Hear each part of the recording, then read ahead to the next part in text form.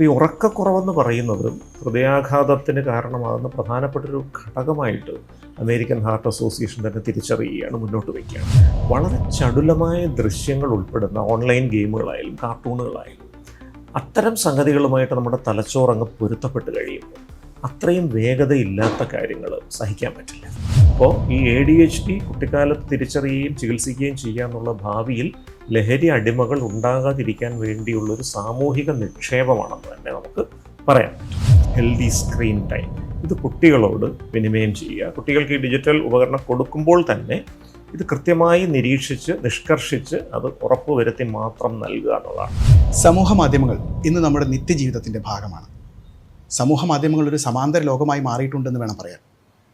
പലപ്പോഴും ചെറുപ്പക്കാരടക്കമുള്ളവരിൽ ഇത് വലിയ അഡിക്ഷനും അക്രമവാസനയടക്കം പ്രോത്സാഹിപ്പിക്കുന്നുണ്ടെന്ന് വ്യാപകമായ പരാതിയുണ്ട്. ഈ അവസരത്തിൽ ആരോഗ്യകരമായ സമൂഹ മാധ്യമങ്ങളുടെ ഉപയോഗം, സമൂഹ മാധ്യമങ്ങളുടെ ആരോഗ്യകരമായ നിയന്ത്രണം എന്നിവയാണ് നമ്മൾ ചർച്ച ചെയ്തത്.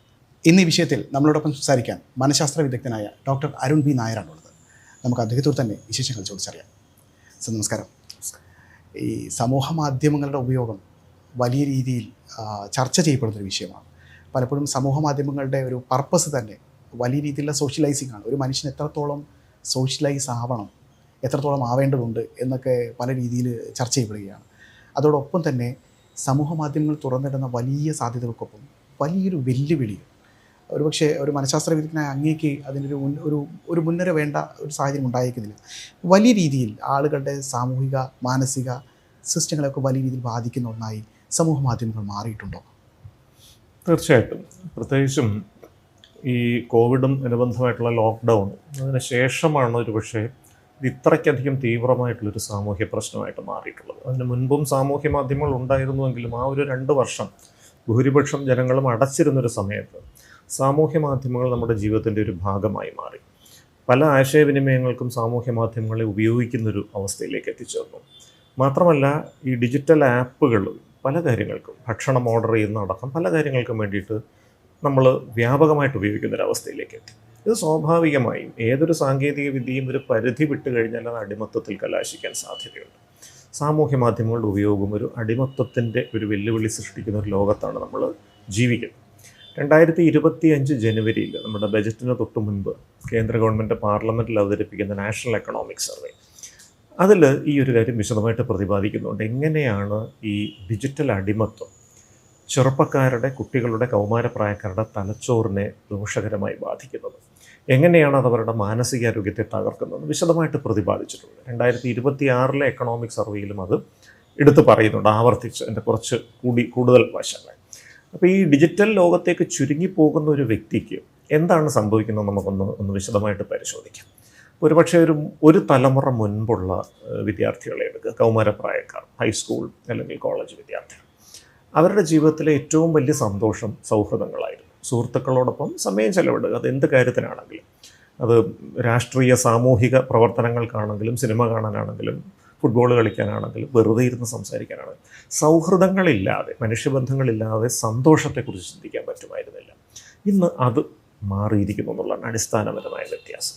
ഒരു ഡിജിറ്റൽ ഉപകരണം കിട്ടിയാൽ ഒരു മുറിയുടെ സ്വകാര്യതയ്ക്കുള്ളിൽ മണിക്കൂറുകളോളം സന്തോഷകരമായി ഒരു പരാതികളുമില്ലാതെ ജീവിക്കാൻ പറ്റുന്ന അവസ്ഥയിലേക്ക് മനുഷ്യനെ എത്തിച്ചേർന്നു.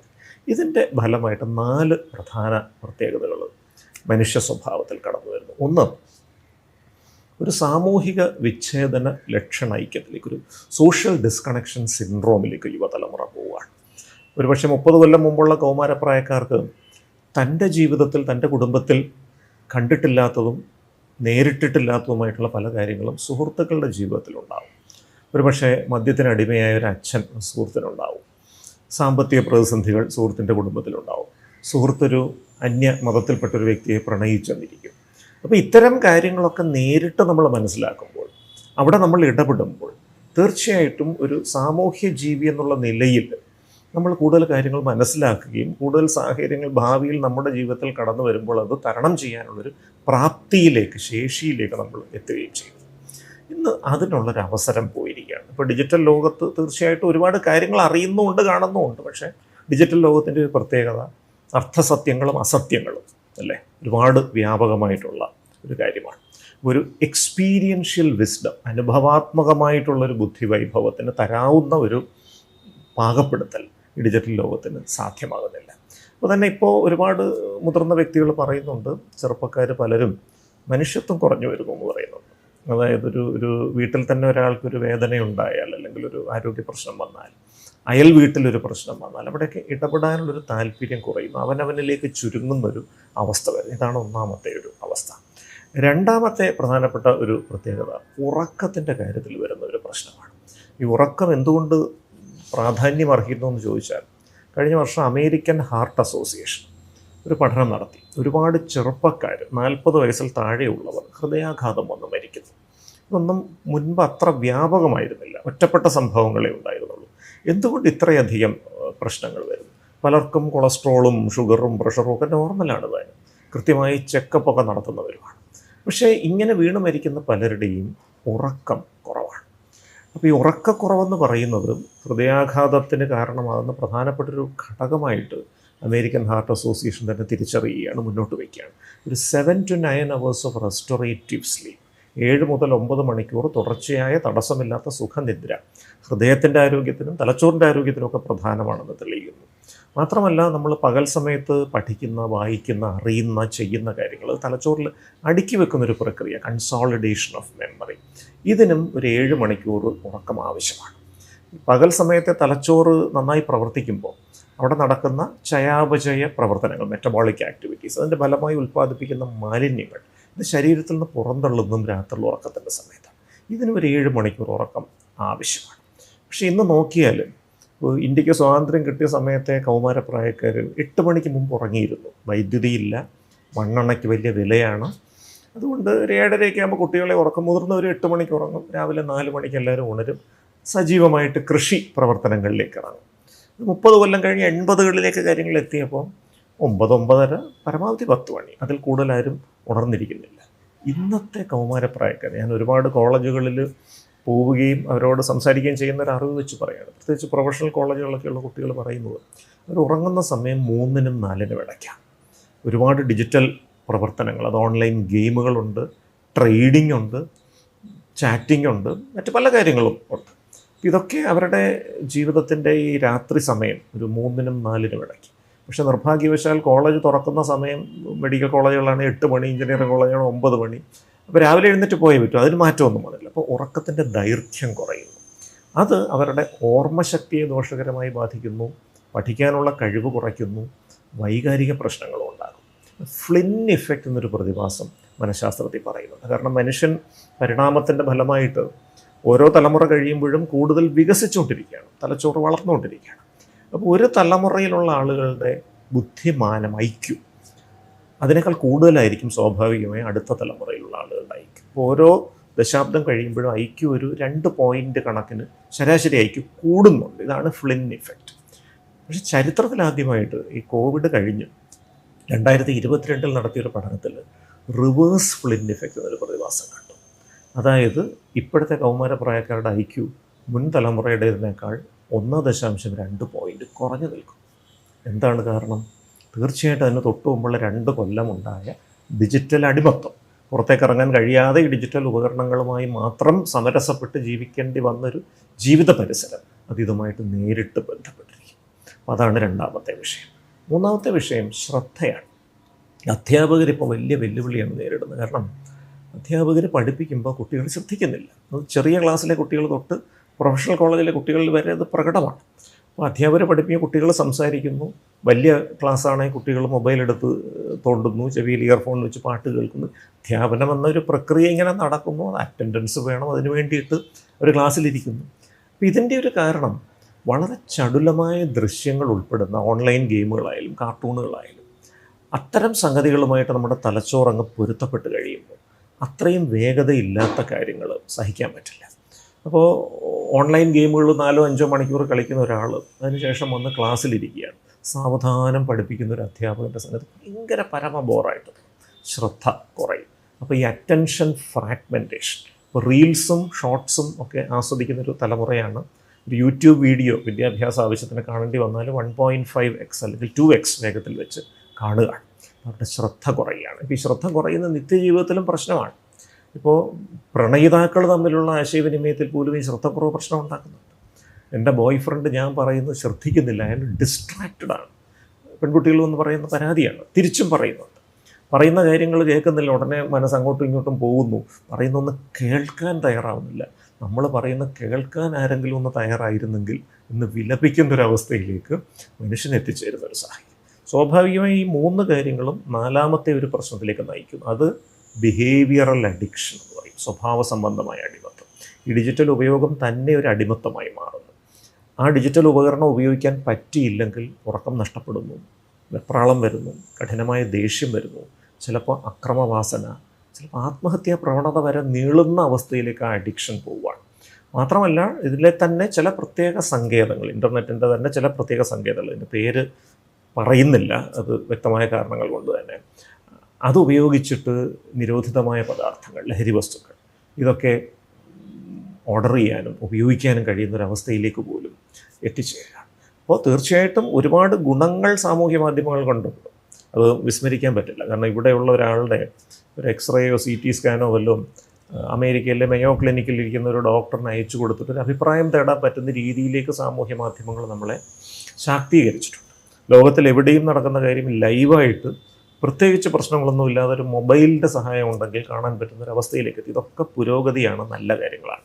വിജ്ഞാനം എന്ന് പറയുന്ന ചില വ്യക്തികളിലേക്ക് ഒതുങ്ങുന്ന ഒരവസ്ഥയിൽ നിന്ന് ഒരു ജനാധിപത്യവൽക്കരണം സംഭവിച്ചു. ആർക്കും വിജ്ഞാനം വിരൽത്തുമ്പിലെത്തുന്നൊരവസ്ഥ. ഇതൊക്കെ നല്ല വശങ്ങളാവുമ്പോൾ തന്നെ നമ്മളിപ്പോൾ സൂചിപ്പിച്ച ആ പാർശ്വഫലങ്ങളും തീർച്ചയായിട്ടും നമ്മൾ ഗൗരവമായിട്ട് എടുക്കേണ്ടതുണ്ട്. നമ്മൾ ഈ കുട്ടികളിലേക്കൊക്കെയാണ് പ്രധാനമായിട്ട്, കുട്ടികൾ, കൗമാരക്കാർ, ചെറുപ്പക്കാർ വലിയ രീതിയിൽ ഇതുമായി ബന്ധപ്പെട്ട് എഫക്റ്റ് അനുഭവിക്കുന്ന ആളുകൾ ഈ 3 കാറ്റഗറി ആയിരിക്കും. ഒരു പക്ഷേ മധ്യവയസ്കരിലേക്കൊക്കെ ഇപ്പോൾ അത് കടന്നെത്തിയിട്ടുണ്ടെന്നുള്ളത് മറ്റൊരു സത്യമാണ്. എങ്കിലും ഈ ഒരു 3 കാറ്റഗറിയിലാണ് ഇത് ഏറ്റവും കൂടുതലായിട്ട് ഉണ്ടാവുക എന്നാണ് കരുതുന്നത്. ഇത്തരം ആളുകളുടെ പൊതുവായിട്ടുള്ള ഒരു പ്രശ്നങ്ങൾ എന്തൊക്കെയായിരിക്കും സാർ? നമ്മളിപ്പോൾ പറയുന്ന പോലെ അങ്ങ് റഫായത് പറഞ്ഞു പോയെങ്കിലും പൊതുവായിട്ട് ഇവർക്ക് ഇത്തരം ഒരു പ്രശ്നമുണ്ട്. ഒരു പക്ഷേ പല ആളുകൾക്കും തോന്നുക എനിക്കിതില്ല, I'm not addicted to the social media എന്നായിരിക്കും. പക്ഷേ ഇൻഫാക്റ്റ് അവിടെ അത് നിലനിൽക്കുന്നുണ്ടാവും, അയാൾ അതിൻ്റെ പ്രശ്നങ്ങൾ അനുഭവിക്കുന്നുണ്ടാവും. അപ്പോൾ സ്വയം ഒന്ന് തിരിച്ചറിയാൻ വേണ്ടിയിട്ട് എന്തായിരിക്കും അതിൻ്റെ ഒരു...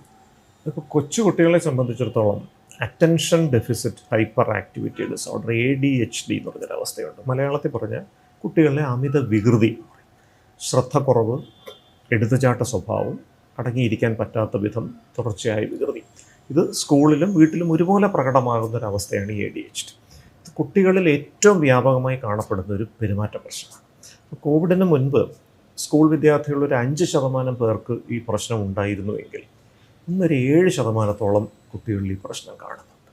അപ്പോൾ വ്യാപകമായിട്ട് അതൊരു പ്രോബ്ലമായിട്ട് വരുന്നു. അതിന് ഒരു കാരണം ഈ ഡിജിറ്റൽ അടിമത്തമാണ്. പ്രത്യേകിച്ച് ചെറുപ്രായത്തിൽ കാർട്ടൂണുകൾ ദീർഘനേരം കാണുന്നു, കുറച്ചുകൂടെ മുതിർന്നതിന് ശേഷം ഓൺലൈൻ ഗെയിമുകൾ, ഇത് രണ്ടിലും ചടുലമായ ദൃശ്യങ്ങളാണ്.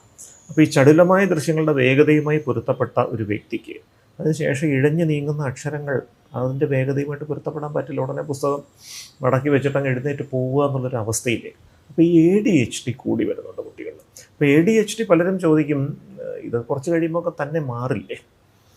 30 കൊല്ലം മുമ്പുള്ള ലോകമല്ല. 30 കൊല്ലം മുമ്പ് ADHD ഉള്ളൊരു കുട്ടിക്ക് പറ്റാവുന്ന ഏറ്റവും വലിയ അപകടം ഒരു പക്ഷേ അപൂർവം റോഡിലൂടെ പോകുമ്പോൾ ഒരു വണ്ടി ഇടിക്കുക, അല്ലെങ്കിൽ വീട്ടിൻ്റെ പറമ്പിൽ ഒരു പൊട്ടക്കിണറ്റിൽ വീണ് പോവുക, ഇതൊക്കെയായിരുന്നു. ഇപ്പം അങ്ങനെയല്ല.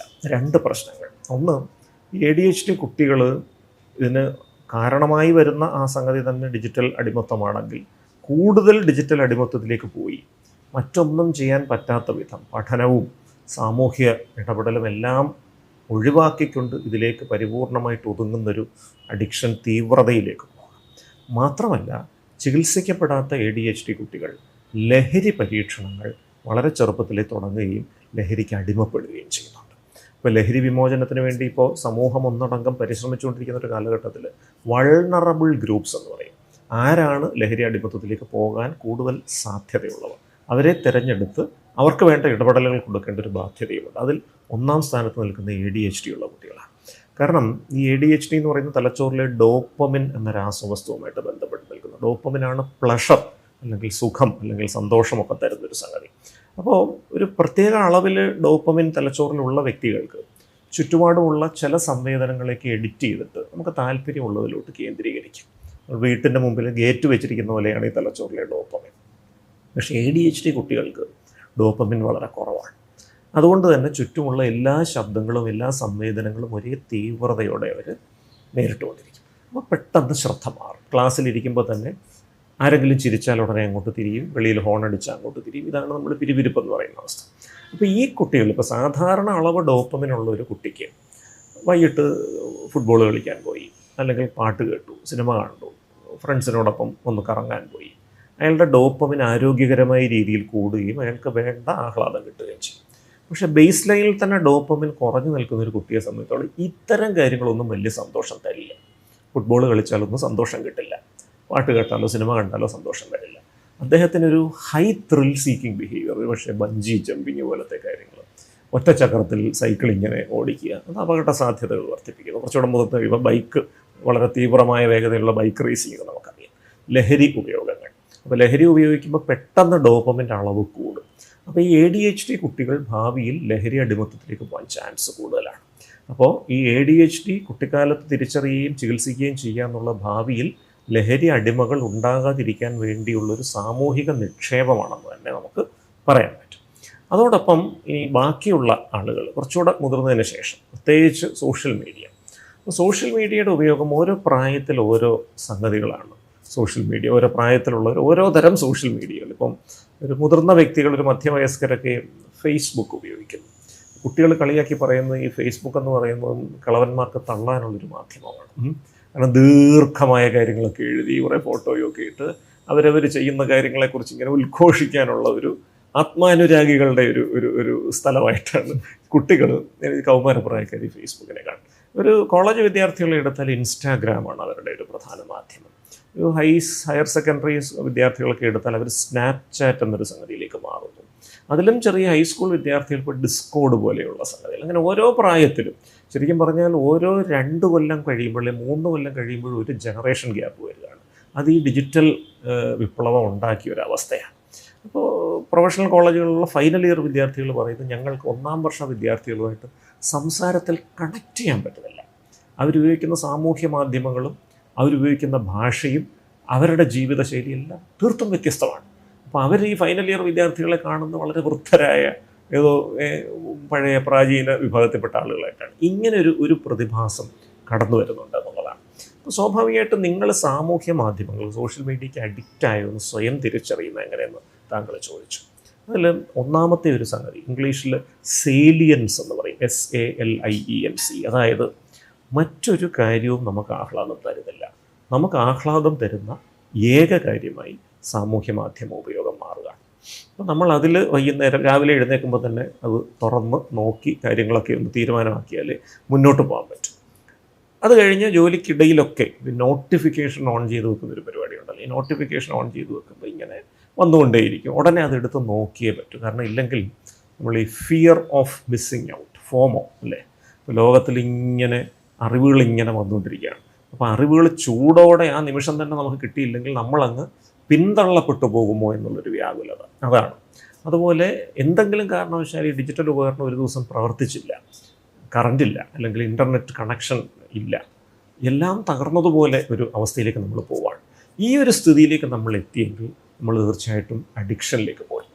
മറ്റൊന്നും നമുക്ക് സന്തോഷം തരുന്നില്ല. വൈകുന്നേരം വർക്കൗട്ട് ചെയ്യാൻ തോന്നുന്നില്ല, അല്ലെങ്കിൽ നടക്കാൻ പോകാൻ തോന്നുന്നില്ല, ഫ്രണ്ട്സിനെ കാണാൻ തോന്നുന്നില്ല, പത്രം വായിക്കാനോ TV കാണാനോ അങ്ങനത്തെ ഒരു കാര്യങ്ങൾക്കും തോന്നുന്നില്ല, ലോകത്ത് നടക്കുന്ന കാര്യങ്ങളെക്കുറിച്ച് ഒന്നും മനസ്സിലാക്കാൻ തോന്നുന്നില്ല. ഈ സാമൂഹ്യ മാധ്യമങ്ങൾ ചിലപ്പോൾ ഈ പറഞ്ഞ വിഷയങ്ങളുമായി ബന്ധപ്പെട്ട ചർച്ചകൾ കാണും. ചില വ്യക്തികളെങ്കിലും വളരെ പരിമിതമായ വിഷയങ്ങളെക്കുറിച്ചായിരിക്കാം ചർച്ച. ഇപ്പോൾ ഗെയിമിങ്ങിൻ്റെ അവസ്ഥകളെക്കുറിച്ച് മാത്രം ചർച്ച ചെയ്തു പോകുന്ന കൗമാരപ്രായക്കാരുണ്ട്. സാമ്പത്തിക കാര്യങ്ങളെക്കുറിച്ച് മാത്രം ചർച്ച ചെയ്തു പോകുന്ന ചെറുപ്പക്കാരും. അപ്പോൾ അവർക്ക് ആ ഒരു ലോകത്തിൽ അവർ വിദഗ്ധരായിരിക്കാം, അവിടുത്തെ എല്ലാ ട്രെൻഡുകളും അറിയുന്നുണ്ട്. പക്ഷേ ലോകത്തിൽ ജീവിക്കാൻ അത് മാത്രം പോരാ, മറ്റൊരുപാട് കാര്യങ്ങളുണ്ട്. അത്തരം കാര്യങ്ങളെല്ലാം പതിയെ നമുക്കങ്ങ് നഷ്ടപ്പെട്ടു പോവാണ്. ഈ ഒരു അവസ്ഥയിലേക്ക് നിങ്ങൾ എത്തിച്ചേർന്നുവെങ്കിൽ തീർച്ചയായിട്ടും നിങ്ങൾ അഡിക്റ്റഡ് ആണ്. ആൻഡ് തീർച്ചയായിട്ടും നിങ്ങളതിൽ നിന്ന് മറികടക്കാൻ വേണ്ടി സ്വന്തം നിലയ്ക്കോ അല്ലെങ്കിൽ ഒരു പ്രൊഫഷണൽ സഹായത്തോടെയോ ശ്രമിക്കേണ്ടതും ആവശ്യമാണ്. ഇപ്പോൾ സമൂഹ മാധ്യമങ്ങൾ പലരും നമ്മളിടയ്ക്ക് സോഷ്യൽ ഡിലമ എന്നൊക്കെ പറഞ്ഞ ഡോക്യുമെൻ്ററി ഒക്കെ പുറത്തു വന്നപ്പോൾ വലിയ രീതിയിൽ ചർച്ച ചെയ്തൊരു വിഷയമാണ്. പലപ്പോഴും ഇവരുടെ ഡിസൈൻ ക്യാരക്ടറിസ്റ്റിക്സ്, അവരുടെ സമൂഹ മാധ്യമങ്ങളുടെ ഒരു ഡിസൈൻ തന്നെ ഇത്തരത്തിൽ നമ്മുടെ മനഃശാസ്ത്രപരമായിട്ടുള്ള വീക്ക് സ്പോട്ടുകളെ ലക്ഷ്യം വെച്ചിട്ടുള്ളതാണെന്നുള്ള രീതിയിൽ ചർച്ചയൊക്കെ നടന്നിരുന്നു. പക്ഷേ അത് പിന്നീട് അതൊക്കെ വിസ്മരിക്കപ്പെട്ടു പോവുകയാണ് ഉണ്ടായിട്ടുള്ളത്. ലോകത്തിൽ തന്നെ പല സ്ഥലങ്ങളിലും അതിനെതിരെ വലിയ രീതിയിലുള്ള എതിർപ്പുകളും പ്രതിഷേധങ്ങളൊക്കെ ഉയർന്നിരുന്നെങ്കിലും പിന്നീട് അത് പതിയെ അപ്രത്യക്ഷമായതാണ്. സത്യത്തിൽ അങ്ങനെ ഒരു സാഹചര്യം നിലവിലുണ്ടാവും. പലപ്പോഴും നമ്മളെ ഉപഭോക്താവിനെ അഡിക്റ്റ് ആക്കുന്ന തരത്തിൽ സമൂഹ മാധ്യമങ്ങൾ അൺഎത്തിക്കലായിട്ടുള്ള ഒരു പ്രാക്ടീസുമായിട്ട് മുന്നോട്ട് പോകുന്നു. അല്ല, അവരുടെ ഈ സമൂഹ മാധ്യമങ്ങളുടെ അൽഗോരിതംസ് തീർച്ചയായിട്ടും അതിനെ ഉപയോഗിക്കുന്ന വ്യക്തികളുടെ അഭിരുചി എന്താണെന്ന് മനസ്സിലാക്കി ആ അഭിരുചിക്ക് അനുസൃതമായി കൂടുതൽ മെറ്റീരിയൽസ് സജഷൻസ് ആയിട്ട് കൊടുക്കുക വഴി അവരെ കൂടുതൽ അത് കാണാൻ പ്രേരിപ്പിക്കുകയും അതുവഴി ലാഭം ഉണ്ടാക്കുകയും ചെയ്യാനുള്ളത്. കാരണം ഏതൊരു കച്ചവടവും പോലെ തന്നെയുള്ള ഒരു സംഗതിയാണ് സാമൂഹ്യ മാധ്യമം. ഒരു ബിസിനസ് തന്നെയാണ്, സംശയമില്ലാത്തൊരു കാര്യമാണ്. അപ്പോൾ അവിടെ കുറച്ച് നാൾ ഇപ്പോൾ ഒരു പ്രത്യേക ഒരു സ്ട്രീമിംഗ് പ്ലാറ്റ്ഫോമിൽ കയറി ഒരാൾ ചില പ്രത്യേക തരത്തിലുള്ള വീഡിയോസ് കണ്ടാൽ അവിടെ ഇയാൾക്ക് താല്പര്യമുള്ള മേഖലയിലാണ് ഒരു ഫീഡ് കിട്ടുകയാണ്.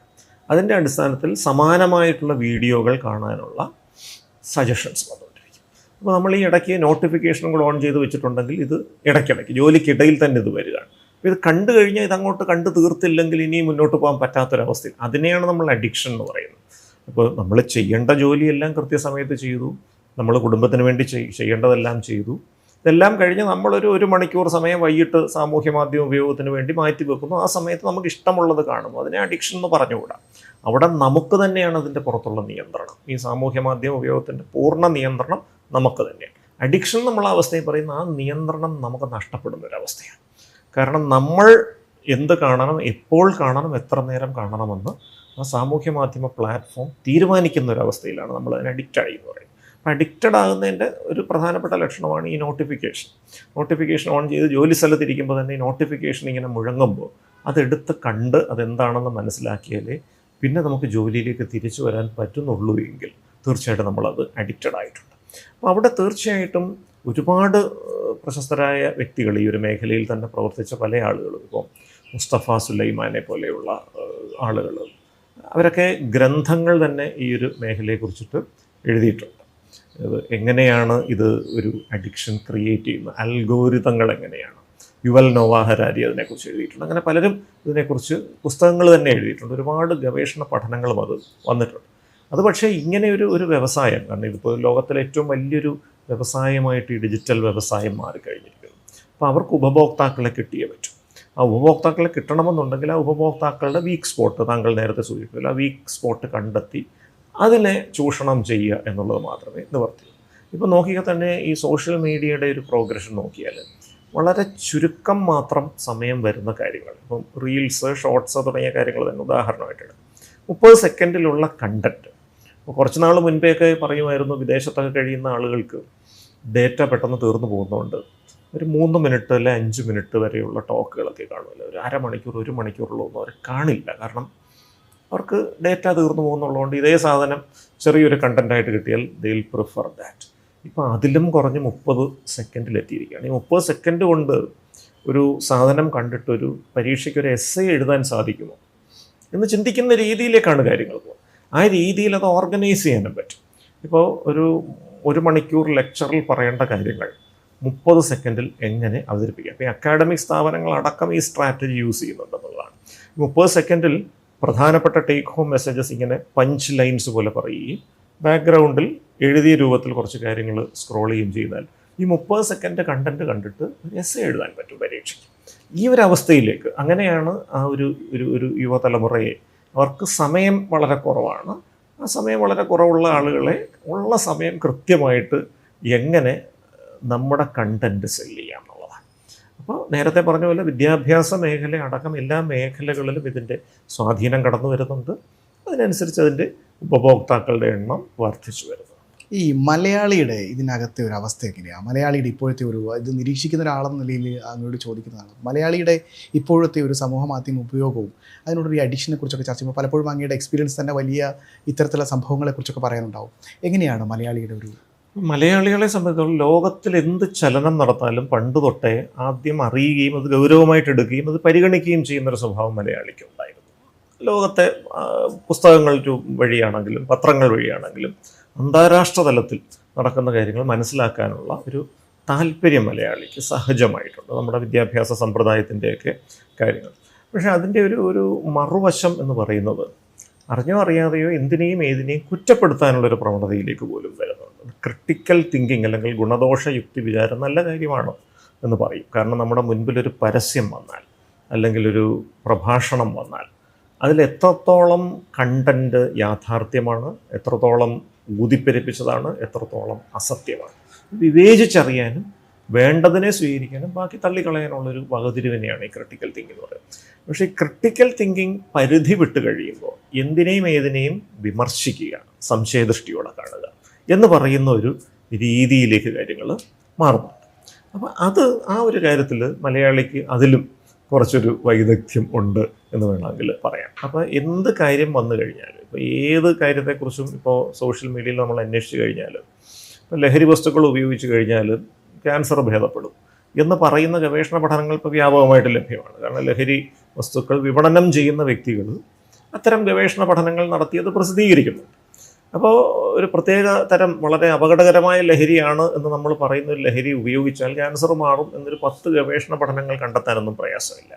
അപ്പോൾ ഒരു സെലക്റ്റീവ് ബയസ് എന്ന് പറഞ്ഞൊരു സംഗതി, അതായത് നമ്മൾ ആദ്യമേ ഒരു മുൻവിധിയോടുകൂടി ഒരു കാര്യം തീരുമാനിക്കും, ആ തീരുമാനത്തിനനുസൃതമായിട്ടുള്ള കാര്യങ്ങൾ തിരയുന്നു, അത് കണ്ടെത്തി കഴിയുമ്പോൾ അതെടുത്തുകൊണ്ട് നമ്മുടെ ഭാഗം സമർത്ഥിക്കാൻ ശ്രമിക്കും. ഇങ്ങനെ ചില രീതികൾ കാണാറുണ്ട്. പലപ്പോഴും പല ചർച്ചകളിലുമൊക്കെ അത്തരത്തിലുള്ള രസകരമായ നിരീക്ഷണങ്ങൾ വരാറുണ്ട്. കാരണം ഒരു മുൻവിധിയോടുകൂടി കാര്യങ്ങളെ അങ്ങ് തീരുമാനിച്ച ശേഷം നമ്മൾ ആ ഒരു മുൻവിധിയോടൊരു കാര്യം തീരുമാനിച്ചാൽ നമുക്ക് തിരഞ്ഞ് കണ്ടുപിടിക്കാൻ എന്തും ബുദ്ധിമുട്ടൊന്നുമില്ല എൻ്റെ സംഗതി. അപ്പോൾ ഒരു ന്യൂട്രാലിറ്റി അല്ലെങ്കിൽ നിഷ്പക്ഷത നഷ്ടപ്പെട്ടുകൊണ്ട് ഈ മുൻവിധികൾക്കനുസൃതമായി എല്ലാത്തിനെയും വിലയിരുത്തുന്നൊരവസ്ഥ വരുന്നുണ്ട്. അപ്പോൾ ഇത് ശരിക്കും പറഞ്ഞു കഴിഞ്ഞാൽ പരസ്പരമുള്ളൊരു സ്പർദ്ധ വളർത്താൻ കാരണമാകുന്നൊരു സംഗതിയായിട്ട് വരുന്നു. അപ്പോൾ ഈ മുൻവിധികളോടുകൂടി കാര്യങ്ങൾ പറയുന്ന ആളുകൾ അവരുടെ ചില വീഡിയോസ് ഇടുന്നു. ആ വീഡിയോയുടെ താഴെ അതിന് വിരുദ്ധമായ അഭിപ്രായമുള്ള ആളുകൾ വളരെ രൂക്ഷമായ ഭാഷയിൽ, സഭ്യേതരമായ ഭാഷയിൽ പോലും കമൻറ്റുകൾ ഇടുന്നു. അപ്പോൾ ശരിക്കും നാട്ടും പുറത്തൊക്കെ ഈ കവലയിൽ അങ്ങോട്ടും ഇങ്ങോട്ടും നടന്നുകൊണ്ടിരുന്ന വഴക്കുകൾ, അല്ലെങ്കിൽ ഒരു ചന്തയിൽ പരസ്പരം അങ്ങോട്ടും ഇങ്ങോട്ടും വിളിച്ചിരുന്ന കാര്യങ്ങളൊക്കെ ഇപ്പോൾ സോഷ്യൽ മീഡിയയിലേക്ക് മാറിയിട്ടുണ്ട്. അപ്പോൾ എന്താണോ നമ്മുടെ സമൂഹത്തിൽ പണ്ട് കണ്ടുകൊണ്ടിരുന്നത് അതൊക്കെ അതിൻ്റെ കുറച്ചുകൂടെ വഷളായ അവസ്ഥയിൽ സാമൂഹ്യ മാധ്യമങ്ങളിൽ അല്ലെങ്കിൽ ഡിജിറ്റൽ ലോകത്ത് കാണുന്നു എന്നുള്ളതാണ്. ഈ ഡിജിറ്റൽ ലോകത്തിനൊരു സൗകര്യം കൂടെയുണ്ട്, അനോണിമിറ്റി. ഒരു ഫേക്ക് പ്രൊഫൈൽ ഉണ്ടാക്കിയിട്ട് ഒരാൾക്ക് ആരെ വേണമെങ്കിലും തെറി വിളിക്കാം, ആരെ വേണമെങ്കിലും കുറ്റപ്പെടുത്താം. അപ്പോൾ അത് ഒരു ഫേക്ക് പ്രൊഫൈൽ ആയതുകൊണ്ട് തന്നെ ഇത് ആര് പറഞ്ഞു, നിയമ നടപടിയൊക്കെ എടുക്കാനൊക്കെ പോയി കഴിഞ്ഞാലൊക്കെ ഇത് മിക്കവാറും ഫേക്ക് സംഗതികളായിരിക്കും. അതുപോലെ ഇത് വാണിജ്യ കാര്യങ്ങൾക്ക് വേണ്ടി ഉപയോഗിക്കുന്നുണ്ട്. ഇപ്പോൾ ഒരു പ്രോഡക്റ്റ്, ഇപ്പോൾ ഒരു ബിസിനസ് നടത്തുന്ന ഒരു വ്യക്തി അതിനെ ഓൺലൈനായിട്ട് മാർക്കറ്റ് ചെയ്യേണ്ടതായിട്ടുണ്ട്. ഓൺലൈൻ മാർക്കറ്റിംഗ് നടത്താൻ വേണ്ടിയിട്ട് അത് സ്പെഷ്യലൈസ് ചെയ്ത കുറച്ച് ആളുകൾ തന്നെയുണ്ട്. അപ്പോൾ ഈ ഓൺലൈൻ മാർക്കറ്റിംഗ് ചെയ്യുന്ന ആളുകൾ ഈ അവരുടെ ക്ലയൻസിൽ നിന്ന് പൈസ വാങ്ങിയിട്ട് ഇതുപോലെ കുറേ ഫേക്ക് പ്രൊഫൈലുകൾ ഉണ്ടാക്കി ഇത് മനോഹരമാണ്, ഇത് അതിഗംഭീരമാണെന്നൊക്കെ പറഞ്ഞുകൊണ്ട് ഇടുകയും കണ്ടസ്റ്റ് ചെയ്യുന്ന, അവർക്ക് എതിരെ നിൽക്കുന്ന സിമിലറായിട്ടുള്ള പ്രോഡക്റ്റുകളുടെ താഴെ പോയിട്ട് വളരെ രൂക്ഷമായിട്ട് കുറ്റം എഴുതുകയും ചെയ്യുന്ന, അപ്പോൾ ഇത്തരത്തിൽ ശരിക്കും പറഞ്ഞാൽ ഒരു നിഷ്പക്ഷത എന്ന് പറഞ്ഞൊരു സംഗതി അങ്ങ് നശിച്ചു പോകുന്നൊരവസ്ഥ നമ്മൾ ഇപ്പോൾ സാമൂഹ്യ മാധ്യമങ്ങളിലായാലും ഡിജിറ്റൽ ലോകത്ത് നോക്കിയാലും കാണാം. അപ്പോൾ ചില റിവ്യൂസ് നോക്കിയിട്ട് ഒരു പ്രോഡക്റ്റ് നല്ലതാണോ എന്ന് തിരഞ്ഞെടുക്കാൻ പറ്റാത്ത അവസ്ഥയാണ്. കാരണം പലപ്പോഴും മനോഹരമായ റിവ്യൂസ് പെയ്ഡ് റിവ്യൂസ് ആയിരിക്കും. അതുപോലെ ഈ കുറ്റം എഴുതുന്ന സംഗതിയും പലപ്പോഴും മറ്റൊരാൾ പൈസ കൊടുത്ത് ചീത്ത എഴുതിക്കുന്നതാകാനുള്ള സാധ്യതയുണ്ട്. അപ്പോൾ ആ റിവ്യൂസിനെ വിശ്വസിക്കാൻ കഴിയാത്തൊരവസ്ഥയിലേക്ക് കാര്യങ്ങൾ എത്തിച്ചേർന്നിരിക്കുന്നു. അപ്പോൾ ഇതൊക്കെ മലയാളികൾ വളരെ കൃത്യമായി, അല്ലെങ്കിൽ ബാക്കിയുള്ളവരെക്കാൾ അല്പം കൂടുതലായിട്ട് ഇത്തരം കാര്യങ്ങളിൽ എനിക്ക് തോന്നുന്നു, നേരത്തെ പറഞ്ഞ പോലെ തന്നെ എന്തിനേയും ഏതിനേയും വിമർശിക്കാനും എതിർക്കാനുമുള്ള ഒരർത്ഥത്തിൽ നോക്കിക്കഴിഞ്ഞാൽ ഒരു നല്ല കാര്യമാണ്. അപ്പോൾ ഒരാൾ വന്നൊരു കാര്യം പറയുമ്പോൾ അതിനെ തൊടാതെ വിഴുങ്ങുന്നതിന് പകരം അതിനെ ചോദ്യം ചെയ്യുക എന്നുള്ളത് നമ്മുടെ ഒരു വളർച്ചയ്ക്ക് അത്യാവശ്യമായിട്ടുള്ളൊരു കാര്യമാണ്. അപ്പോൾ പഴയ മികച്ച അധ്യാപകരൊക്കെ, സോക്രട്ടീസ് അടക്കമുള്ള പല അധ്യാപകരും ചോദ്യം ചെയ്യണം, ചോദ്യം ചോദിച്ചതിന് ഉത്തരം കണ്ടെത്തണം. അങ്ങനെ വേണം നിങ്ങൾ പഠിക്കാൻ വളരാൻ. അല്ലാതെ വെറും ഏകപക്ഷീയമായിട്ടുള്ള വിജ്ഞാന വിനിമയത്തിലൂടെ അല്ല വളർച്ച സംഭവിക്കുക എന്ന് പറഞ്ഞത്. പക്ഷേ അത് നമ്മളീ പറഞ്ഞ പോലെ ഏത് രീതിക്കും പാർശ്വഫലങ്ങൾ ഉണ്ടാകുന്ന പറഞ്ഞാൽ അതിൻ്റെ ഒരു മറ്റേ എക്സ്ട്രീമിലേക്ക് കാര്യങ്ങൾ പോകുമ്പോഴാണ് അപ്പോൾ ഈ ക്രിട്ടിക്കൽ തിങ്കിങ്, ഗുണദോഷ യുക്തി വിചാരം എന്നുള്ളത് വെറും കേവലമായ വിമർശന ബുദ്ധിയായി മാത്രം, ക്രിട്ടിസിസമായി മാത്രം മാറുന്നു. അതിൻ്റെ നല്ല വശങ്ങളെ ഒട്ടും കാണാതിരിക്കുന്ന ഒരു രീതിയിലേക്ക്, ബ്ലാക്ക് ആൻഡ് വൈറ്റ് തിങ്കിങ് എന്നൊക്കെ പറയാറുണ്ട്. അപ്പോൾ എല്ലാ വ്യക്തികളും എല്ലാ പ്രതിഭാസങ്ങളും ഗ്രേ ആണെന്ന് പറയും. നല്ല വശങ്ങളുണ്ട്, നല്ലതല്ലാത്ത വശങ്ങളും ഉണ്ടാകും. എല്ലാ മനുഷ്യർക്കും അതുണ്ട്. എല്ലാ പ്രതിഭാസങ്ങൾക്കും അതുണ്ട്. അപ്പോൾ അതിലെ നമ്മൾ ഒരു സംഗതി കാണുമ്പോൾ അല്ലെങ്കിൽ ഒരു വ്യക്തിയോട് ഇടപെടുമ്പോൾ അദ്ദേഹത്തിൻ്റെ നല്ല വശങ്ങൾ സ്വീകരിച്ച് നല്ലതല്ലാത്ത കാര്യങ്ങളെ തള്ളിക്കളഞ്ഞ് മുന്നോട്ട് പോകാനുള്ളതാണ്. പക്ഷേ ഇവിടെ അങ്ങനെയല്ല. ഇപ്പോൾ ഒരാളെ അല്ലെങ്കിൽ ഒരു പ്രതിഭാസത്തെ ഒന്നുകിൽ അങ്ങേയറ്റം ശ്രേഷ്ഠം അല്ലെങ്കിൽ അങ്ങേയറ്റം മ്ലേച്ഛം, ഈ രീതിയിലേക്ക് ചേരി തിരിഞ്ഞ് തമ്മിൽ തല്ലുന്ന ഒരു പ്രതിഭാസത്തിലേക്ക് സോഷ്യൽ മീഡിയ പോകുന്നു. അപ്പോൾ ഒരു യുക്തിസഹമായ ലോജിക്കലായിട്ടുള്ള ഒരു അനാലിസിസ്, വിലയിരുത്തൽ, അത് പലപ്പോഴും നടക്കുന്നില്ല. അപ്പോൾ ജാതി, മതം, വംശം, ഗോത്രം, രാഷ്ട്രീയം, നിറം, ഇങ്ങനെയുള്ള പല പല പല ഭേദഭാവങ്ങളുടെ അടിസ്ഥാനത്തിലാണ് ഈ മുൻവിധികൾ വരുന്നത്. ആ മുൻവിധികളൊക്കെ വളരെ ചെറുപ്പത്തിലേ നമ്മുടെ മനസ്സിലേക്ക് കയറിക്കൂടിയ സ്കീമ എന്ന് പറയും. കുട്ടിക്കാലത്തെ തന്നെ നമ്മൾ ഒരുപക്ഷെ ഔപചാരിക വിദ്യാഭ്യാസത്തിന് പോകുന്നതിന് മുൻപ് തന്നെ കണ്ടും കേട്ടും അറിഞ്ഞും നമ്മുടെ സാംസ്കാരിക പരിസരം നമ്മുടെ മനസ്സിൽ ഉൽപ്പാദിപ്പിച്ച മുൻവിധികളാണ് ഈ സ്കീമകൾ. ആ സ്കീമ ഇന്നും നമ്മളെ സ്വാധീനിക്കുന്നു. അത് നമ്മുടെ സോഷ്യൽ മീഡിയ ബിഹേവിയറിലും പ്രകടമാവുകയും ചെയ്യും. നമ്മൾ ഇപ്പം സമൂഹ മാധ്യമങ്ങളെക്കുറിച്ചൊക്കെ പറയുമ്പോഴേ സമൂഹ മാധ്യമങ്ങൾ അഡ്വാൻറ്റേജിനൊപ്പം തന്നെ വലിയ തരത്തിൽ ഡിസഡ്വാൻറ്റേജ് ഒക്കെ കൊണ്ടുവരുന്നുണ്ട്. ഇതൊക്കെ ചർച്ച ചെയ്യുമ്പോഴും ഇനിയിപ്പോൾ സമൂഹ മാധ്യമങ്ങൾ ഇല്ലാത്തൊരു കാലത്തെ പറ്റിയൊന്നും നമുക്ക് സങ്കല്പിക്കാൻ കഴിയില്ല. അപ്പോൾ സമൂഹ മാധ്യമങ്ങളോട് പൊരുത്തപ്പെട്ട് തന്നെ നമ്മൾ മുന്നോട്ട് പോകേണ്ടതുണ്ട്. ഈ സമയത്താണ് കൃത്യമായിട്ടുള്ള നിയന്ത്രണങ്ങളോട് കൂടിയ ഒരുപക്ഷെ പ്രൊഡക്റ്റീവായിട്ടുള്ള പ്രയോജനകരമായിട്ടുള്ള ഒരു ഉപയോഗം എന്നുള്ളൊരു ഒരു ടേം നമ്മുടെ ശ്രദ്ധയിലേക്ക് വരിക.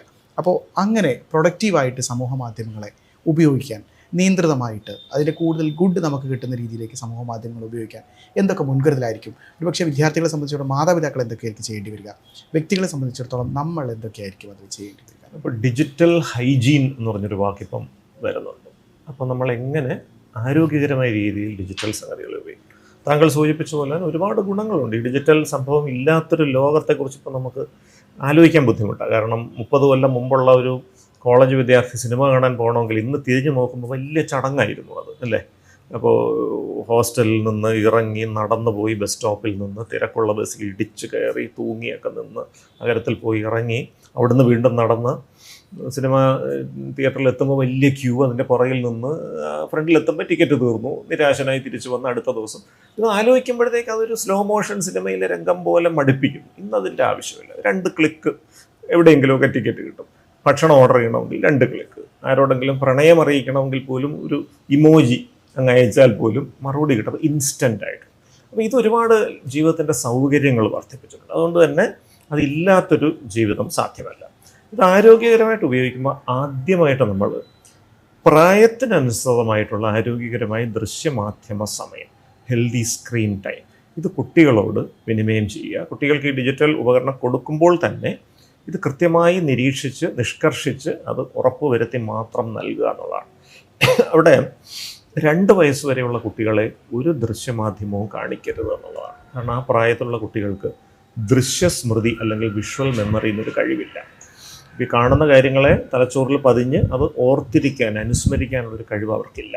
അതുകൊണ്ട് തന്നെ 2 വയസ്സിൽ താഴെയുള്ള കുട്ടികൾ ഭക്ഷണം കഴിക്കുന്നില്ല എന്ന് വിചാരിച്ചുകൊണ്ട് ഉടനെ കാർട്ടൂൺ കാണിച്ചു കൊടുക്കുന്ന രീതി ഉപേക്ഷിക്കുക. നിങ്ങൾ ഫ്ലാറ്റിലാണ് താമസിക്കുന്നതെങ്കിലും ഫ്ലാറ്റിൻ്റെ പുറത്തോട്ടൊന്ന് ഇറങ്ങി അല്ലെങ്കിൽ അതിൻ്റെ ആകാശം കാണാവുന്നൊരു പ്രദേശത്തോട്ട് ഇറങ്ങി നിന്നിട്ട് കിളികളെയോ മരങ്ങളെയോ അണ്ണാനെയോ ഒക്കെ ഒന്ന് കാണിച്ച് പരിമിതമായ സൗകര്യങ്ങളിൽ നിന്നുകൊണ്ട് അതെന്തെങ്കിലും പ്രകൃതിയിലെ രംഗങ്ങൾ കാണിച്ചിട്ട് കുട്ടികൾക്ക് ഭക്ഷണം കൊടുക്കുന്ന രീതി തന്നെയാണ് നല്ലത്. 2നും 3നും ഇടയ്ക്ക് നമുക്ക് പതുക്കെ ഇതിനെ ഒന്ന് പരിചയപ്പെടുത്താം. 2 വയസ്സിനും 3 വയസ്സിനും ഇടയ്ക്കുള്ള കുട്ടികൾക്ക് പരമാവധി 30 മിനിറ്റാണ് അനുവദനീയമായ ദൃശ്യമാധ്യമ സമയം. 3 വയസ്സിനും 5 വയസ്സിനും ഇടയ്ക്ക് മാക്സിമം 1 മണിക്കൂർ. ഈ 1 മണിക്കൂറിൽ തന്നെ കാർട്ടൂണുകളെന്ന് പറയുന്നത് മൊത്തം ദൃശ്യമാധ്യമ സമയത്തിൻ്റെ പകുതിയിൽ കൂടരുത്. കാരണം കാർട്ടൂൺ ചടുലമായ ദൃശ്യങ്ങളാണ്. എത്ര വികൃതിയുള്ള കുട്ടിയും ഇതിൻ്റെ മുമ്പിലിരുന്ന് ഇത് കണ്ടുകൊണ്ട് മണിക്കൂറുകളോളം ഇരിക്കും. വീട്ടുകാർക്ക് സൗകര്യമാണ്. കാരണം അമ്മയ്ക്ക് അടുക്കളയിൽ പാചകം ചെയ്യണമെങ്കിൽ കാർട്ടൂൺ ഓൺ ചെയ്ത് വെച്ചിട്ട് പോയാൽ മതി. പക്ഷേ ഈ അതിവേഗതയിലുള്ള കാർട്ടൂൺ കാണുമ്പോൾ അത് കഴിഞ്ഞിട്ട് പിന്നെ ഈ ഇഴഞ്ഞു നീങ്ങുന്ന അക്ഷരങ്ങളുമായിട്ട് പൊരുത്തപ്പെടാൻ കുട്ടിക്ക് പറ്റിയെന്ന് വരില്ല. അപ്പോൾ അവൻ്റെ ശ്രദ്ധ കുറയാനാണ് അത് കാരണമാകുന്നത്. അതുകൊണ്ട് തന്നെ 1 മണിക്കൂർ നമ്മൾ സ്ക്രീൻ കൊടുത്താൽ അത് 30 മിനിറ്റ്സിൽ കൂടരുത് കാർട്ടൂൺ. ബാക്കി 30 മിനിറ്റ് സാധാരണ വേഗതയിലുള്ള ദൃശ്യങ്ങൾ. ഇങ്ങനെയും ചില കാര്യങ്ങൾ ഇതിലുണ്ട്, ഇതിലൂടെയും നമുക്ക് ആനന്ദം കണ്ടെത്താം എന്നൊരു തിരിച്ചറിവിലേക്ക് കുട്ടി വരണം. 6 വയസ്സ് തൊട്ട് 18 വയസ്സ് വരെ മാക്സിമം 2 മണിക്കൂറാണ് അനുവദനീയമായ ദൃശ്യമാധ്യമ സമയം. ആ സമയത്താണ് ഏറ്റവും വലിയ വെല്ലുവിളി വരുന്നത്. ഇതിൽ 2-3 പ്രശ്നങ്ങളുള്ളത് ഈ അവധിക്കാലം.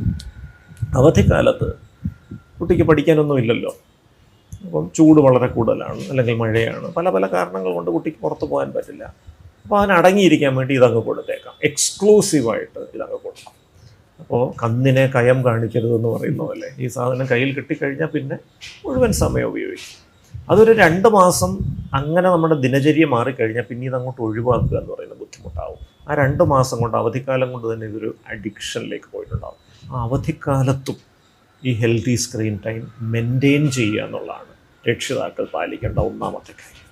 അപ്പോൾ അവിടെ 2-3 കാര്യങ്ങൾ ചെയ്യാം. ഈ ഡിജിറ്റൽ ഉപകരണങ്ങൾ ഇല്ലാതെ തന്നെ സന്തോഷം കണ്ടെത്താൻ പറ്റുന്ന ആരോഗ്യകരമായ സന്തോഷത്തിൻ്റെ മാർഗ്ഗങ്ങൾ, അത് വ്യായാമമായാലും അവരുടെ സർഗാത്മക പരിപോഷിപ്പിക്കാനുള്ള മാർഗ്ഗങ്ങളായാലും കൂട്ടായ്മകളെ പ്രോത്സാഹിപ്പിക്കലായാലും എന്തെങ്കിലുമൊക്കെ കാര്യങ്ങൾ വഴി ഈ റെസ്ട്രിക്റ്റഡ് ഡിജിറ്റൽ ടൈം.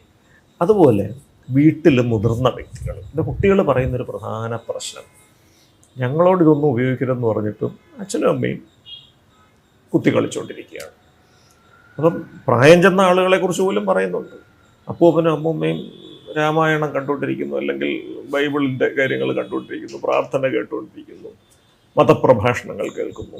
അപ്പോൾ ഓരോ പ്രായത്തിൽ ഓരോ സംഗതികളാണ് ഈ അഡിക്ഷൻ. അപ്പോൾ ഈ മുതിർന്ന വ്യക്തികൾ അത് ജാഗ്രത പാലിക്കണം. കാരണം അവർ ഈ ചെയ്യുന്ന ഡിജിറ്റൽ ഉപയോഗം കുട്ടികൾ കാണുന്നുണ്ട്. അപ്പോൾ നമ്മൾ റോൾ മോഡലിംഗ് ചെയ്യേണ്ടതായിട്ടുണ്ട്. അപ്പോൾ വീട്ടിൽ എത്തിക്കഴിഞ്ഞാൽ ഒരു 1 മണിക്കൂർ ക്വാളിറ്റി ടൈം കുട്ടികൾക്ക് വേണ്ടി കൊടുക്കണം. ആ 1 മണിക്കൂർ കുട്ടികളെ കേൾക്കാനുള്ള സമയമായിരിക്കണം. അവരെ പഠിപ്പിക്കാനോ നിർദ്ദേശിക്കാനോ ശിക്ഷിക്കാനോ ശാസിക്കാനോ കുറ്റപ്പെടുത്താനോ അല്ല, മറിച്ച് എന്താണ് അവരുടെ ജീവിതത്തിൽ നടന്നതെന്ന് ചോദിച്ച് മനസ്സിലാക്കാനുള്ള സമയം, അവർക്ക് സംസാരിക്കാനുള്ള സമയം. ഇതുകൊണ്ട് 2-3 ഗുണങ്ങളുണ്ട്. പലപ്പോഴും ഈ കൗമാരപ്രായത്തിലെ കുട്ടികൾ എന്തെങ്കിലുമൊക്കെ അപകടങ്ങളിൽ ചെന്ന് ചാടുമ്പോൾ ഏറ്റവും ഒടുവിൽ അറിയുന്നത് അച്ഛനായിരിക്കും. അമ്മ ചിലപ്പോൾ നേരത്തെ അറിയും, അമ്മ അച്ഛനോട് പറയില്ല. അപ്പോൾ നമ്മുടെ കുടുംബത്തിനകത്തുള്ള ശൈഥില്യങ്ങളുടെ പ്രതിഫലനങ്ങളാണ്. അതുകൊണ്ട് തന്നെ അച്ഛനും അമ്മയും എല്ലാവരും കൂടി ഇരുന്ന് കുട്ടിയോടെടുത്ത് ഇന്നെന്താ സ്കൂളിലുണ്ടായ വിശേഷം, ഇന്ന് എന്തൊക്കെ നടന്നു ചോദിച്ച് മനസ്സിലാക്കണം. അതുവഴി കുട്ടിയുടെ ആശയവിനിമയ ശേഷി മെച്ചപ്പെടുക മാത്രമല്ല, അവൻ്റെ ജീവിതത്തിലുണ്ടാകുന്ന ഓരോ ചെറിയ സംഗതിയും നിങ്ങൾക്കറിയാം. എവിടെയെങ്കിലും ഒരു അനാരോഗ്യകരമായ സ്വാധീനം ഏതെങ്കിലും മേഖലയിൽ നിന്ന് വന്നാൽ അവിടെ ഇടപെടാം, തുടക്കത്തിലേ തിരുത്താൻ പറ്റും. ഇതൊരു വളരെ ബ്യൂട്ടിഫുൾ ആയിട്ടുള്ളൊരു ഒരു എക്സർസൈസാണ്. അത് കുട്ടി കോളേജിലേക്ക് എത്തിക്കഴിഞ്ഞാലും തുടരണം. കുട്ടിയെ ഹോസ്റ്റലിലേക്ക് വിട്ടാൽ പോലും സാമൂഹ്യ മാധ്യമങ്ങളെ അതിന് ഉപയോഗിക്കാം. ഒരു വീഡിയോ കോൾ ചെയ്തിട്ട് ഒരു 1/2 മണിക്കൂർ സംസാരിക്കും. അപ്പോൾ അവൻ പ്രൊഫഷണൽ കോളേജിലായി, അവൻ വലിയ ആളായി, ഇനി നമ്മൾ പൈസ മാത്രം കൊടുത്താൽ മതി എന്ന് വിചാരിച്ചുകൊണ്ടിരിക്കരുത്. വളരുന്നൊരു മനുഷ്യന്, ഒരു അഡോളസെൻറ്റിനാണെങ്കിലും സ്നേഹിക്കപ്പെടാനുള്ളൊരു ആഗ്രഹമുണ്ട്. ഒരു പ്രധാന പോയിൻ്റാണ്. അത് നമ്മൾ വീട്ടുകാർ തന്നെ പ്രധാനമായിട്ട് അത് അഡ്രസ്സ് ചെയ്തില്ലെങ്കിൽ വീടിന് പുറത്ത് അത്തരം സ്നേഹത്തിൻ്റെ സ്രോതസ്സുകൾ തേടിപ്പോകും. അതുകൊണ്ട് അത് ഒഴിവാക്കാൻ വേണ്ടി ഈ കമ്മ്യൂണിക്കേഷൻ വിടാതിരിക്കും. വീട്ടിലാണെങ്കിലും ഒരു പർട്ടിക്കുലർ ടൈം നമ്മൾ ആരും സ്ക്രീൻ ടൈം ഉപയോഗിക്കാൻ പാടില്ല. ഭക്ഷണം കഴിക്കുന്ന സമയമായാലും ഈ ക്വാളിറ്റി ടൈമിൻ്റെ ടൈമായാലും ഒന്നും പാടില്ല. ഇനി പഠനത്തിന് വേണ്ടിയാണെങ്കിലും ഈ സ്ക്രീൻ ഡിവൈസസ് യൂസ് ചെയ്യുന്നുണ്ടെങ്കിൽ അതിൻ്റെ സമയം നിശ്ചയിച്ച് തന്നെ പോകണം. ഇനി മുതിർന്ന വ്യക്തികൾക്ക് ചെയ്യാവുന്ന ചില കാര്യങ്ങൾ, ഒന്ന് ഈ നോട്ടിഫിക്കേഷനുകളുടെ കാര്യമാണ്. ഈ നോട്ടിഫിക്കേഷൻ ഓൺ ചെയ്തിട്ട് കഴിഞ്ഞാൽ ഇതിങ്ങനെ ശബ്ദങ്ങൾ പുറപ്പെടുവിച്ചുകൊണ്ടേയിരിക്കും. അതിൻ്റെ ആവശ്യമൊന്നുമില്ല. നമ്മൾ ആ നോട്ടിഫിക്കേഷൻസ് ഓഫ് ചെയ്തിട്ട് കഴിഞ്ഞാൽ നമുക്ക് ഉച്ചയ്ക്ക് ജോലിയൊക്കെ കഴിഞ്ഞിരിക്കുന്ന സമയത്ത്, ഭക്ഷണമൊക്കെ കഴിച്ചിട്ടിരിക്കുന്ന സമയത്ത് അത്യാവശ്യം എന്തെങ്കിലും കാര്യങ്ങളുണ്ടെങ്കിൽ നമ്മൾ പ്രധാനമായി ഉപയോഗിക്കുന്ന സാമൂഹ്യ മാധ്യമം അതിലൊന്ന് ജസ്റ്റ് നോക്കിയാൽ ആ ഒരു 5-10 മിനിറ്റ് കൊണ്ട് സെറ്റിൽ ചെയ്യാനുള്ള വിഷയങ്ങളെ ഭൂരിപക്ഷം മനുഷ്യർക്കുണ്ട്.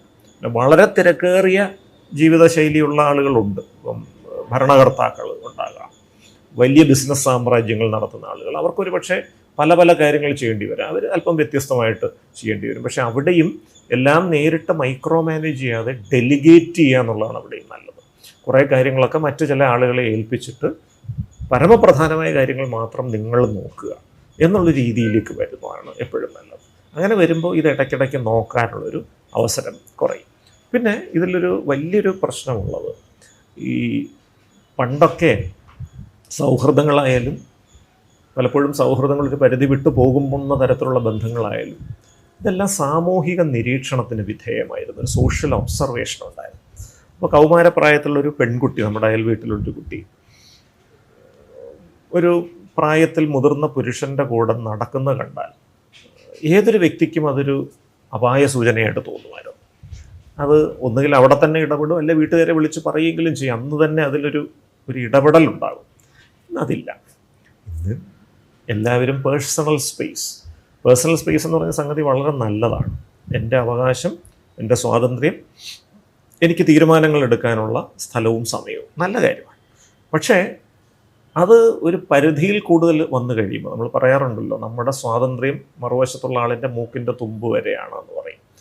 ഒരു പരിധിയിൽ കൂടുതൽ അതങ്ങോട്ട് അസേർട്ട് ചെയ്യുമ്പോൾ സമൂഹത്തിന് മൊത്തത്തിൽ നമ്മൾ എന്തിനാണ് ഈ ബാക്കിയുള്ളവരുടെ കാര്യത്തിൽ ഇടപെട്ട് പുരിവാല് പിടിക്കുന്നെന്നുള്ളൊരു ചിന്തയിലേക്ക് വരും. ആരെങ്കിലും നമുക്ക് പരിചയമുള്ള ആളുകൾ പോലും ഇങ്ങനെ അസ്വാഭാവികമായ രീതിയിൽ എന്തെങ്കിലും കണ്ടാലും അതിനെ അവഗണിക്കുക എന്നുള്ളൊരു മനോനിലയിലേക്ക് വരുന്നു. അപ്പോൾ ആ സോഷ്യൽ ഒബ്സർവേഷൻ അവസാനിച്ച് കഴിഞ്ഞു. 1. 2, പണ്ട് ഒരു വിവാഹിതനായ ഒരു വ്യക്തിക്ക് ഒരു വിവാഹേതര ബന്ധം എസ്റ്റാബ്ലിഷ് ചെയ്യുക, നടത്തിക്കൊണ്ടു പോകുക എന്നുള്ളത് വളരെ ശ്രമകരമായിരുന്നു. നേരിട്ട് പോയി കാണണം, കണ്ടാൽ മറ്റുള്ളവർ കാണുമോ എന്ന് വ്യാകുലപ്പെടണം. ഇപ്പം അങ്ങനത്തെ ഒരു പ്രശ്നങ്ങളുമില്ല. ഈ സാമൂഹ്യ മാധ്യമങ്ങളിലൂടെ തന്നെ അനായാസം അത്തരം ബന്ധങ്ങൾ തുടരാം. പക്ഷെ അവിടെയും ശ്രദ്ധിക്കേണ്ട ചില വിഷയങ്ങളുണ്ട്. അതൊരു പുതിയ ട്രെൻഡായിട്ട് മാതാപിതാക്കളുടെ ഇത്തരം ബന്ധങ്ങൾ കുട്ടികൾ കണ്ടുപിടിക്കുന്നൊരവസ്ഥയിലേക്ക് കാര്യങ്ങൾ എത്തിച്ചേരുകയാണ്. കാരണം കുട്ടികളുടെ ഡിജിറ്റൽ ഇൻ്റലിജൻസ് ഈ മുതിർന്ന തലമുറയുടേതിനേക്കാൾ വലുതാണ്. അപ്പോൾ നിങ്ങളിത് മറ്റാരും കാണില്ല, ഗോപ്യമാക്കി വെക്കാം എന്നൊക്കെ കരുതി വെക്കുന്ന പലതും കുട്ടികൾ കണ്ടുപിടിക്കുകയാണ്. എന്നിട്ട് അത് വെച്ചുകൊണ്ട് മാതാപിതാക്കളോട് ബാർഗെയിൻ ചെയ്യുന്നൊരവസ്ഥയിൽ, ഇപ്പോൾ അച്ഛൻ വിദേശത്താണ്, അമ്മ നാട്ടിലുണ്ട്, അമ്മയ്ക്ക് ഇത്തരത്തിലൊരു ബന്ധമുണ്ട്, അത് കണ്ടുപിടിക്കുന്ന മകൻ ഇത് അച്ഛനോട് പറയുമെന്ന് പറഞ്ഞ് അമ്മയോട് ബാർഗെയിൻ ചെയ്യുന്നൊരു സ്ഥിതി. ഇതൊക്കെ ഈ പുതിയ കാലത്തെ ചില വ്യത്യസ്ത അവസ്ഥകളാണ്. അപ്പോൾ ഇതൊക്കെ ശരിക്കും പറഞ്ഞു കഴിഞ്ഞാൽ നമ്മൾ കൃത്യമായൊരു ഡിജിറ്റൽ ഹൈജീൻ പാലിച്ചില്ലെങ്കിൽ വരാവുന്ന പ്രശ്നങ്ങളാണ്. Anything which you communicate in social media leaves a digital footprint എന്ന് പറയും. പൂർണ്ണമായും ഗോപ്യമായി ഈ സാമൂഹ്യ മാധ്യമങ്ങളിലൂടെ അല്ലെങ്കിൽ ഡിജിറ്റൽ ലോകത്ത് ഒന്നും ചെയ്യാൻ പറ്റില്ല. നിങ്ങൾ എന്ത് ആശയവിനിമയം നടത്തിയാലും അതിന് കൃത്യമായിട്ടുള്ളൊരു അവശിഷ്ടം അവിടെ ഉണ്ടാകും. ആ അവശിഷ്ടം നാളെ ഒരുപക്ഷെ നിങ്ങൾക്ക് പ്രശ്നമായിട്ട് വരാനും സാധ്യതയുണ്ട്. ഈ തിരിച്ചറിവോടുകൂടി വേണം സാമൂഹ്യ മാധ്യമങ്ങളിൽ ഇടപെടൽ നടത്താൻ. ഇല്ലെങ്കിൽ നിങ്ങളുടെ ജീവിതത്തിൽ തന്നെ, നിങ്ങളുടെ കുടുംബത്തിനുള്ളിൽ തന്നെ വലിയ പ്രശ്നങ്ങൾ ഉണ്ടാക്കാനുള്ളൊരു സാധ്യതയുണ്ട്. വളരെ വിലപ്പെട്ട വിവരങ്ങളാണ് അങ്ങ് ഞങ്ങൾക്ക് ഇത്ര സമയം കൊണ്ട് പകർന്നു തന്നത്. അപ്ഡേറ്റ് ഒപ്പം ആയിരുന്നതിന് നന്ദി. നമസ്കാരം.